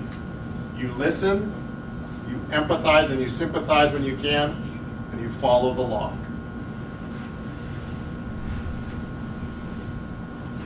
In the business role, I've had to deal with this many times over my 20 years of management.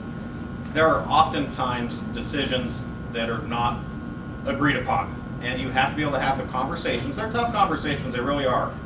And if you haven't experienced that, then you really don't know how tough they are. But you have to have those conversations. And it's a matter of being open, saying, here's what the laws are, because we have to follow laws. We can't just go out and make new ones, and we have to be fair and consistent. Just because I don't agree with it, if it's the law, I have to pass that through. But you have to have those conversations. You have to support the law, and you have to explain it. It goes back to what I said earlier, communication, being able to communicate with people. And in this role, especially in the challenging times we're in right now and what we're looking at, those conversations are going to happen to whoever is elected in here. And if you can't sit down and have those conversations, then you're going to fail. I mentioned the Board of Equalization earlier. Nobody wants to be told that their assessed rate is going up. So when they sit down and you have to be that mediator in that position, which happens, it's part of this role that you are going to have to do every year, you need to have that conversation and be willing to do it with as many people as it takes. So we all know that you're not going to please everyone all the time. You're not even going to please them half the time.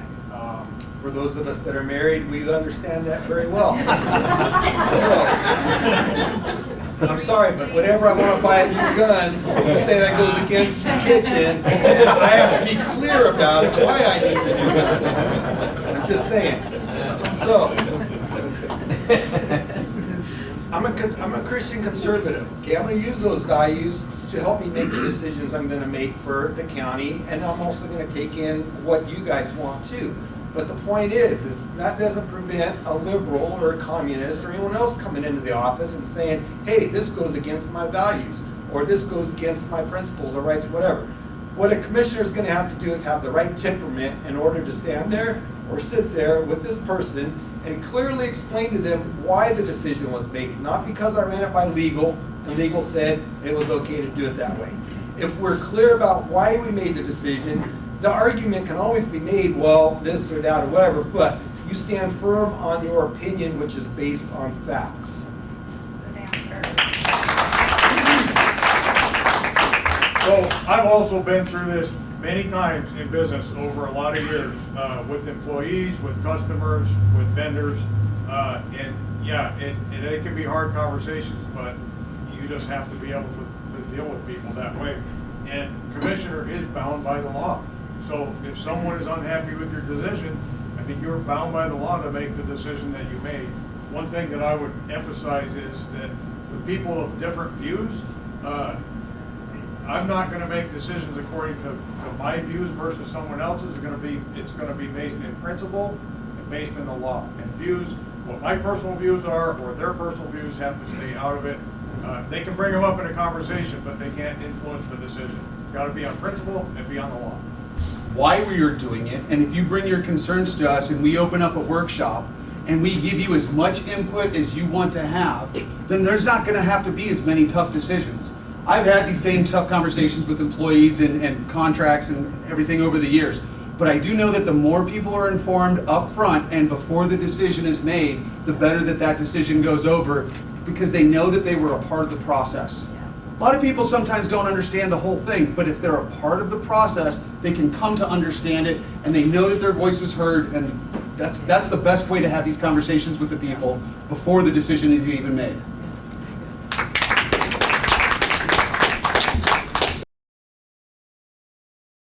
County commissioners have a wide range of authority and responsibility, budgeting, high-level management of many departments, hiring, purchasing, ordinances, division of lands, acting as judges when citizens challenge assessments. What specific skills do you bring to this job that would help you serve our county in all of these contexts? That was a speed round question? No. That's the running out the clock question. Oh boy, budgeting, we've talked about budgeting, that's very important. I've managed a monthly budget in the 7 figures for many years. I understand that. I also understand what it's like to communicate well to the departments below you as far as department management goes, because like I said, any of us can have the great ideas to present down through that have come from you that we've heard, but if we can't communicate those down and hold people accountable to make sure they happen, you're never going to see that. So that is one of the big things. We can sit here and say all we want up here, but if we can't make things happen and drive action, it won't happen for you, and you're not going to be happy. The other thing, it's great communication with the people that work for you, and open communication with the public, like I've said. I would encourage, if I'm elected, phone calls, face-to-face is always wonderful conversation, but let's remember communication and holding people accountable is what's going to make this a success and see the county go where we want it. So being in the private sector my whole life, I've never had a job where I've worked for the government. I don't know what that's like. So I've always had to deal with my own issues, whatever that is. Running out of money. How do you keep the business open? Well, obviously you gotta cut back somewhere because I don't have the ability to go tax someone or just raise my prices because guess what? No one's gonna hire me, right?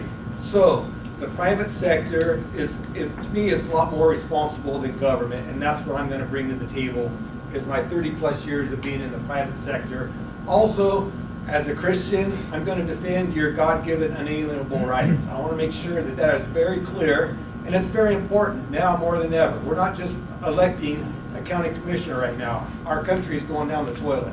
I think we all understand that. What we can do as a community is we can try and put a little wall around our county and try and preserve what we have. As a conservative, I'm going to bring those values to the table and make sure that, do we need that new road grader? Or can we get another 2 or 3 years use out of that?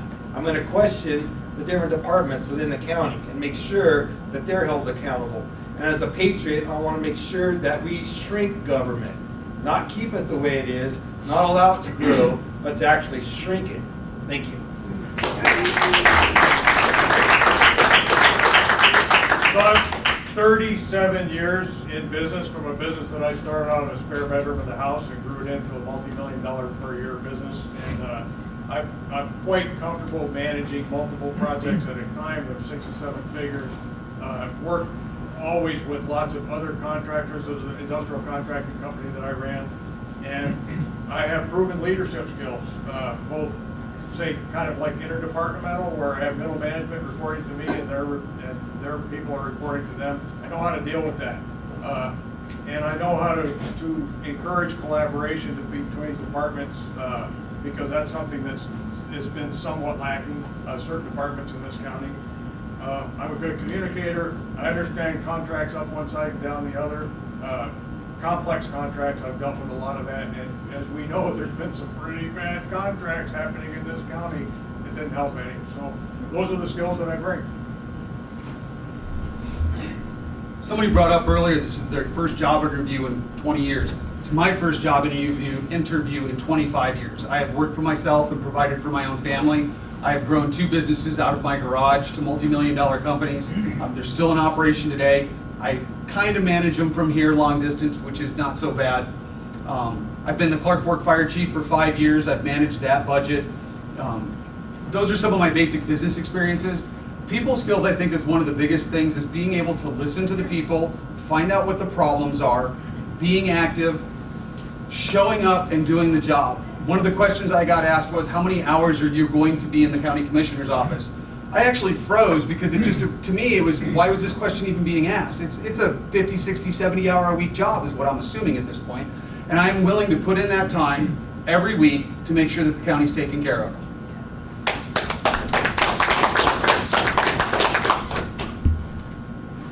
I've had a significant amount of training, starting in 1997 forward, in what it means to uphold and protect the Constitution of the United States. Now, in addition, that has required me to attend a significant amount of formal schooling that was paid for by the taxpayer, in leadership specifically. That started with the basic leaders course, followed by the advanced leaders course, followed by the senior leaders course, followed by the master's leaders course. So yes, I am certified by the United States Army in leadership. In reference to how that applies, an NCO, a non-commissioned officer's job, is to uphold the standards and provide by the law. In the Army, my job was logistics. That is a huge responsibility of the county. As an educator who teaches government, I have a good understanding of what we are supposed to do, and more importantly, what we are not supposed to do. And that is be limited and to be fiscally responsible. That is what a government should do.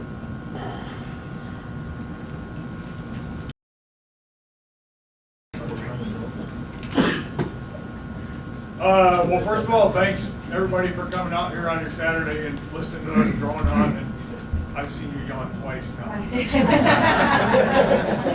You're busted. Anyway, thanks everybody for coming out. I'm not quite sure where to go with this closing statement. Lots been said up here today. I just want to, I do have the skills for this job. I have, as I already said, 37 years in business, and those skills that I bring are transferable right into this. And want to remind people that I've been very, very active in the county government for the last year. And attending all these, you know, attending these meetings and so on that I've done and speaking, that's all been on behalf of the people. This isn't something that I wanted to do. This is what people came to us and asked us to do. And I think it's been a good thing. And we went from where there were 1 or 2 people showing up at meetings to over, you know, a year ago. Now we have packed rooms, and we've got the county commissioners finally starting to listen to us a little bit. And I'd like to take that momentum that we started there and bring it forward as your county commissioner. And as I already said, give this county government back to people where it belongs. And limited government.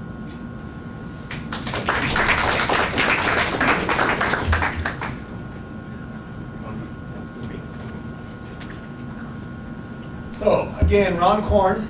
I'd also like to hit on a few things that I wasn't able to earlier. So I've been standing up for this community and all you guys for the last 23 years, all right? Unpaid volunteer service. That's what I consider service to the community.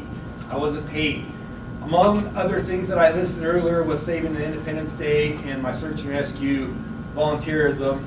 I've also started a nonprofit corporation in the state of Idaho here in Bonner County that we're raising money for local patriots and local patriotic events, such as helping out the truck drivers that convoy from California to DC. We had a local truck driver, Craig Brown, here in town that wanted to go do that, and with our help, with the money that we raised through the community, he was able to participate in that and represent Bonner County, and the feedback was awesome from that. It was a life-changing experience for Craig. So I just want to say, again, actions, not words. When Antifa and the BLM was right here knocking on our doors, I think it was 2 summers ago, we all remember and watched it on TV. I did. They were in Spokane, Washington. They were rioting, they were looting, they were breaking windows, they were stealing stuff. Nobody was doing anything about it. I was surprised that the cops or law enforcement watched them do it. Then, a couple days later, we heard that they were coming here. So guess what? A bunch of the brothers and sisters of our North Idaho community stood together in arms, side by side, and prevented that from happening in Coeur d'Alene. That was a very proud moment for me.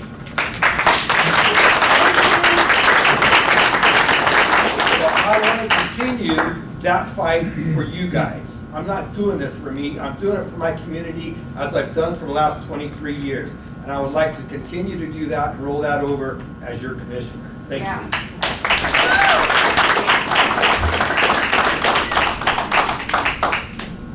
Hi, Brian Riley. 37 years, Bonner County resident. I've seen a lot of folks in this room at the grocery stores around the community over those times, especially here recently because I recognize a lot of the faces. And I'm going to be here as long as I possibly can. I plan to stay here until I pass away, and my children, 5th generation, they plan on staying here. So my goal is to be planning for our future. There's our issues we're seeing today, which we sure were not talking about 4, 5, 6 years ago, because back then we were trying to bring more people into the county. Now we're saying, hey, let's hold on to growth. Things will change as we move forward. We need to be consistently thinking ahead. We also need to understand the role of a commissioner, and that is a lot of business management. Brought up earlier what qualifications there are. I've been in business management for a lot of years. Locally, I've dealt with a lot of our community. I've dealt with a lot of our state and our local leaders that are in elected roles. I understand that. I've dealt with a lot of people. A lot of the people that I've had those tough conversations with still will back me to this day because they know me and they can trust me. They know I'm going to tell them the way it is. You have heard me today answer a couple of questions that they weren't very popular with the audience, but I'm going to be honest and I'm going to answer those questions as best as I can in what truly I feel. And if I'm wrong, I'm very willing to have a conversation to hear the other point of view. And it's that experience that's gotten me to this point, and that's what I feel I can bring to everyone. So, remember Brian Riley, and I would appreciate your vote, May 17th.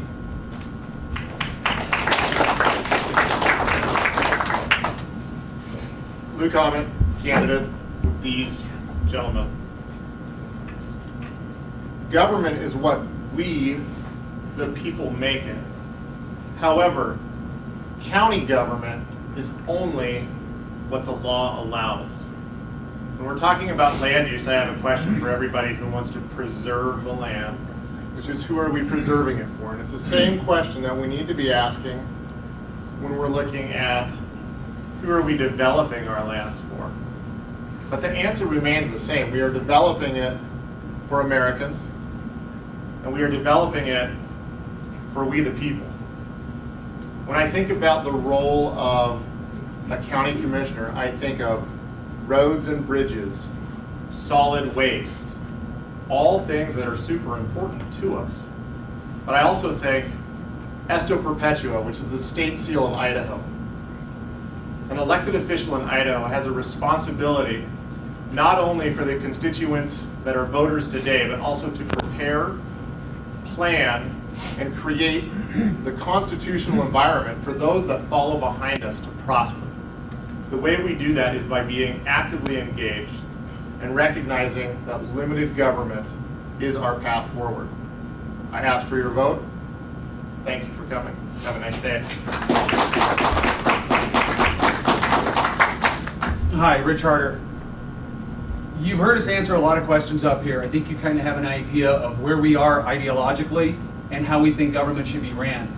But I want to make sure everyone understands that there's an actual war going on in Bonner County. It's going on at our state level and it's going on at our federal level. And this is a war of Republican versus Democrat. It's a war of cultural values of Christian conservatives versus liberals and the democratic value system of go ahead and be whoever you want. Ron brought it up as far as 64 genders. That's a perfect example. This battle is being fought in Bonner County and it's already been lost in Sandpoint. Everyone in here knows that Sandpoint is now a liberal stronghold. And what they're trying to do is get enough people in this race in order to start taking over our county government.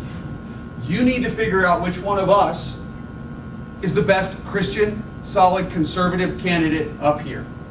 One of us speaks exactly like a Democrat. Democratic talking point, one after the other. The other one moved here 6, 7, 8 months ago. I don't know, his story keeps changing. But within moving here, he wants to tell everyone what they can do with their land. He's not familiar with the other issues in the campaign. The only thing he knows about is planning and zoning and keeps harping on that over and over again. So that leaves you with the 3 candidates here. And I hope that you look at all of us and make a good decision as to who you think is going to represent your value system come May 17th. And that's why I'm asking for your vote for Rich Harder on May 17th. Thank you.